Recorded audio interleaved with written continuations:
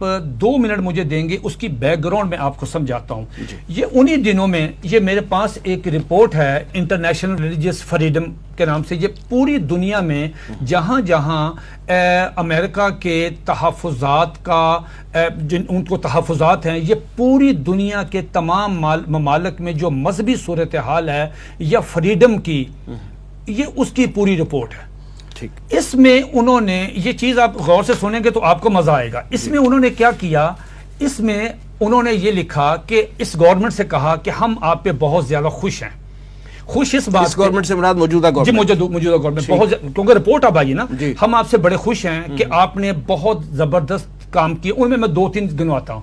انہوں نے اس رپورٹ میں کہا کہ ہم خوش یہ ہیں کہ آپ نے گرو نانک کے نام سے ایک یونیورسٹی بنا رہے ہیں، اپروو کر دیا. پھر آپ نے ایک کوریڈور، آپ نے وہ راہداری کھولی ہے، وہاں پہ آپ نے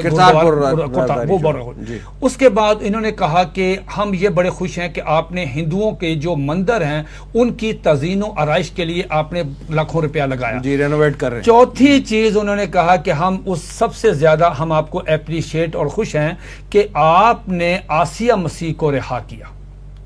ٹھیک ہو گیا. 5واں انہوں نے ان کو 4 چیزیں دی ہیں کہ 4 چیزیں اب آپ کے ذمہ ہیں.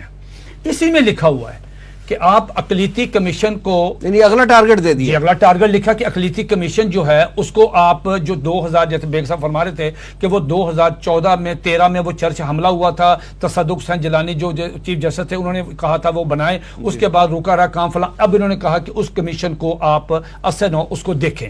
نمبر 2 انہوں نے کہا کہ 3 کام اور ہیں.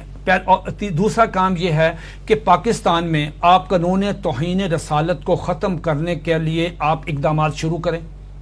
یہ رپورٹ میں مطالبہ آ گیا. نمبر 3 انہوں نے کہا کہ قادیانیوں کو جو غیر مسلم اقلیت قرار دیا ہے اور جو ان کے خلاف تعزیرات پاکستان میں جو 298 سی تعزیرات پاکستان میں وہ اپنی تبلیغ نہیں کر سکتے، اس کو وڈرا کریں. اور چوتھا انہوں نے یہ کہا ہے کہ جتنے بھی گستاخان رسول ہیں پاکستان، نام لیے ہیں جنید حفیظ کا، وسیم صاحب جنید حفیظ جس کا انہوں نے نام لیا ہے، اور بھی نام، ایاز نظامی کا نام لیا ہے، ایک اور تیمور کا نام لیا. ٹھیک، آپ پڑھیں گے آپ حیران ہو جائیں گے کس میں. انہوں نے کہا جتنے گستاخان رسول ہیں سب کو چھوڑیں، اس میں جنید حفیظ کا بھی ہے. ایک پروسیس چلا، پولیس کا پروسیکیوشن ہوئی، سارا کچھ ہوا. آپ ہمارے عدالتی معاملات میں، میں چیلنج کرتا ہوں کہ جو فیصلہ سیشن جج صاحب نے جنید حفیظ گستاخ رسول کے معاملے میں دیا ہے، اگر آپ اس فیصلے میں اس نوجوان لڑکے نے جو نبی کریم علیہ الصلوۃ والسلام کی توہین کی ہے اور اس توہین کی بنیاد پہ غیر اس کو سزائے موت ہوئی ہے، میں قسمیہ طور پہ آپ سے عرض کرتا ہوں کہ خدا کی قسم آپ اس کا ایک جملہ نہیں پڑھ سکتے. مجھے معلوم ہے کہ میں نے اس کا ترجمہ کس طرح کیا. گندی گالیاں. آپ کا سیشن جج ہے لیکن کورٹ میں پھر سب ڈسکس ہوتا ہے نا. آپ کے ایس پی نے اس کی ایس پی نے تفتیش کی ہے. ایس پی تو جھوٹ نہیں بولتا. سیشن جج پہ تو کسی کا دباؤ نہیں تھا. ہم نے کوئی جلوس نکالا، کوئی جلسہ کیا.